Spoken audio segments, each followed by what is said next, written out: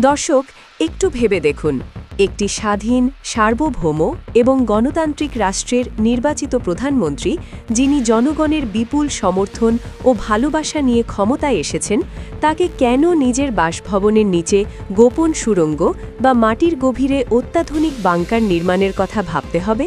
প্রশ্নটি শুধুই কৌতূহলের নয়, এটি আমাদের রাষ্ট্র ব্যবস্থা, ক্ষমতার বাস্তবতা, রাজনৈতিক মনস্তত্ত্ব এবং শাসক ও জনগণের সম্পর্ক নিয়ে গভীর চিন্তার দ্বার খুলে দেয়। একটি সরকার কেন এমন কঠোর নিরাপত্তা ব্যবস্থার দিকে ঝুঁকে পড়ে? এর পেছনে কি বাস্তব কোনো হুমকি কাজ করছে, নাকি এটি রাজনৈতিক অনিশ্চয়তার প্রতিফলন? চলুন একটু পেছনে ফিরে যাই।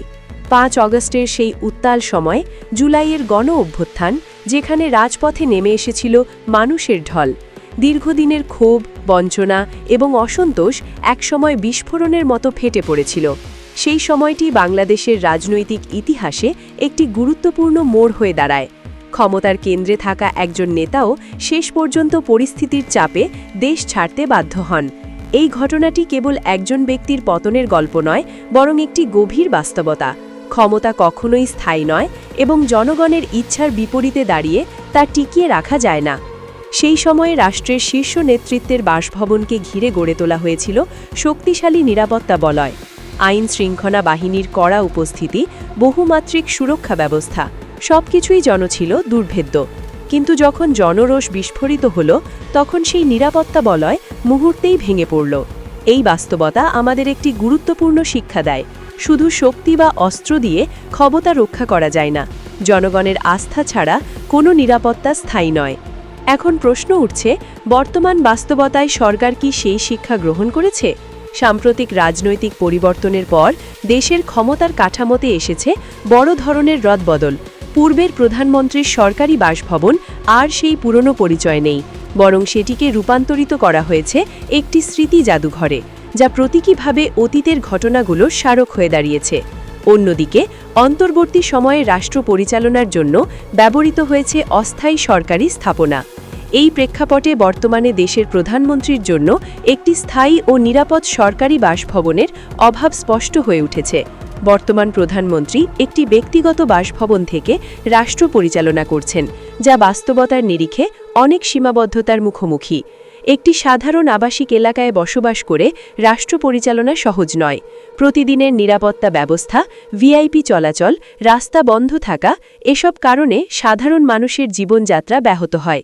স্কুলগামী শিশু, অফিসগামী মানুষ কিংবা জরুরি সেবা নিতে যাওয়া রোগী, সবার জন্যই এটি ভোগান্তির কারণ হয়ে দাঁড়ায়। একই সঙ্গে নিরাপত্তা বাহিনীর জন্য এমন পরিবেশে সর্বোচ্চ সুরক্ষা নিশ্চিত করা কঠিন হয়ে পড়ে। এই বাস্তবতা থেকেই সরকার একটি নতুন পরিকল্পনা হাতে নিয়েছে। রাজধানীর গুরুত্বপূর্ণ এলাকায় একটি আধুনিক প্রধানমন্ত্রীর বাসভবন নির্মাণের চিন্তা করা হচ্ছে। এই প্রকল্পের লক্ষ্য শুধু একটি বাসস্থান তৈরি করা নয়, বরং একটি পূর্ণাঙ্গ নিরাপত্তা কমপ্লেক্স গড়ে তোলা, যেখানে রাষ্ট্র পরিচালনার জন্য প্রয়োজনীয় সব সুবিধা থাকবে। পরিকল্পনা অনুযায়ী একাধিক ভবন একত্র করে একটি বৃহৎ কমপ্লেক্স নির্মাণ করা হতে পারে। সেখানে থাকবে উন্নত স্থাপত্য, আন্তর্জাতিক মানের সুযোগ সুবিধা এবং সর্বাধুনিক নিরাপত্তা ব্যবস্থা। তবে এই প্রকল্পের সবচেয়ে আলোচিত অংশ হচ্ছে এর নিরাপত্তা অবকাঠামো, বিশেষ করে বাংকার এবং গোপন সুড়ঙ্গ নির্মাণের পরিকল্পনা। জানা যাচ্ছে এই বাংকার এমনভাবে তৈরি করা হবে যাতে এটি বড় ধরনের হামলা, এমনকি পারমাণবিক আঘাত থেকেও সুরক্ষা দিতে সক্ষম হয়। পাশাপাশি একটি গোপন সুড়ঙ্গ থাকবে যা জরুরি পরিস্থিতিতে দ্রুত নিরাপদ স্থানে সরে যাওয়ার সুযোগ করে দেবে। এই ধারণাটি এখন সবচেয়ে বেশি বিতর্ক সৃষ্টি করেছে। অনেকেই প্রশ্ন তুলছেন, এই সুড়ঙ্গের গন্তব্য কোথায়? এটি কি শুধুই নিরাপত্তার জন্য, নাকি ভবিষ্যতের কোনো অনিশ্চিত পরিস্থিতিতে পালানোর পথ হিসেবেও বিবেচনা করা হচ্ছে? এখানেই আসে মূল বিতর্ক। এই প্রকল্পের পেছনে আসল উদ্দেশ্য কী? বর্তমান রাজনৈতিক পরিস্থিতি পুরোপুরি স্থিতিশীল বলা যায় না। বিভিন্ন ইস্যুতে সরকার ও বিরোধী পক্ষের মধ্যে টানাপড়েন রয়েছে। বিভিন্ন রাজনৈতিক সংগঠন ও আন্দোলনকারীরা বারবার রাজপথে নামার ইঙ্গিত দিচ্ছে। এই পরিস্থিতিতে অনেক বিশ্লেষকের মতে সরকারের ভেতরে একটি অদৃশ্য চাপ বা উদ্বেগ কাজ করছে। তাদের মতে, যদি আবার কোনো বড় ধরনের গণ আন্দোলন শুরু হয়, তাহলে কি হবে? এই প্রশ্ন থেকেই হয়তো এমন নিরাপত্তা পরিকল্পনার জন্ম। কিন্তু এখানেই একটি গুরুত্বপূর্ণ নৈতিক প্রশ্ন সামনে আসে। একটি উন্নয়নশীল দেশে যেখানে এখনও বহু মানুষ দারিদ্র্যের সঙ্গে লড়াই করছে, যেখানে শিক্ষা, স্বাস্থ্য ও কর্মসংস্থানের মতো মৌলিক খাতে আরও বিনিয়োগ প্রয়োজন, সেখানে এমন ব্যয়বহুল প্রকল্প কতটা যৌক্তিক? রাষ্ট্রের অর্থ মানে জনগণের অর্থ। সেই অর্থ কোথায় এবং কিভাবে ব্যয় হবে সে বিষয়ে প্রশ্ন তোলার অধিকার জনগণের রয়েছে। একটি সরকারের সবচেয়ে বড় শক্তি হওয়া উচিত জনগণের আস্থা ও বিশ্বাস। ইতিহাস বারবার দেখিয়েছে যে শাসক জনগণের হৃদয়ে জায়গা করে নিতে পারে তাকে কোনো বাংকার বা সুড়ঙ্গের প্রয়োজন হয় না। আর যে শাসক জনগণ থেকে বিচ্ছিন্ন হয়ে পড়ে তাকে কোনো নিরাপত্তা ব্যবস্থাই শেষ পর্যন্ত রক্ষা করতে পারে না। এই প্রকল্প জনগণের মনে কী বার্তা দিচ্ছে সেটিও গুরুত্বপূর্ণ। যখন মানুষ দেখে তাদের করের টাকা দিয়ে বিলাসবহুল বা অতিরিক্ত নিরাপত্তা নির্ভর স্থাপনা তৈরি হচ্ছে, তখন তাদের মনে প্রশ্ন জাগে, সরকার কি তাদের থেকে দূরে সরে যাচ্ছে? এই মানসিক দূরত্বই ভবিষ্যতে বড় ধরনের রাজনৈতিক সংকটের জন্ম দিতে পারে। তবে সরকারের পক্ষেও যুক্তি রয়েছে। তারা বলছে, রাষ্ট্রপ্রধানের নিরাপত্তা নিশ্চিত করা অত্যন্ত গুরুত্বপূর্ণ। উন্নত দেশগুলিতেও এমন নিরাপত্তা ব্যবস্থা রয়েছে। তাই এটি বিলাসিতা নয়, বরং একটি প্রয়োজনীয় বিনিয়োগ। এই যুক্তি পুরোপুরি অস্বীকার করা যায় না, কারণ একজন প্রধানমন্ত্রীর নিরাপত্তা হুমকির মুখে পড়া মানে শুধু একজন ব্যক্তির নয়, পুরো রাষ্ট্রের স্থিতিশীলতা ঝুঁকিতে পড়া। তাই একটি নির্দিষ্ট মাত্রার নিরাপত্তা নিশ্চিত করা অবশ্যই জরুরি। কিন্তু প্রশ্ন হচ্ছে, সেই সীমা কোথায়? কতটা নিরাপত্তা প্রয়োজনীয় আর কতটা অতিরিক্ত? এই ভারসাম্য রক্ষা করাই সবচেয়ে বড় চ্যালেঞ্জ। একদিকে রাষ্ট্রের নিরাপত্তা, অন্যদিকে জনগণের অর্থনৈতিক বাস্তবতা, এই দুয়ের মধ্যে সঠিক সমন্বয় করাই একটি দায়িত্বশীল সরকারের পরিচয়। এখন প্রশ্নটি আপনার কাছে। আপনি কি মনে করেন, প্রধানমন্ত্রীর বাসভবনে অত্যাধুনিক বাংকার ও গোপন সুড়ঙ্গ নির্মাণ কি সময়ের প্রয়োজন, নাকি এটি জনগণের অর্থের অপ্রয়োজনীয় ব্যয়? এটি কি একটি বাস্তবসম্মত নিরাপত্তা পদক্ষেপ, নাকি ভবিষ্যতের ভয়ের প্রতিফলন? আপনার মতামত গুরুত্বপূর্ণ, কারণ গণতন্ত্রের শেষ কথা বলে জনগণই। আপনার চিন্তা, আপনার বিশ্লেষণ এসবই গঠন করে ভবিষ্যতের পথ। দর্শক, আলোচনাটি এখানেই শেষ হয়ে যায় না, বরং এখান থেকেই শুরু হয় আরও গভীর বিশ্লেষণ।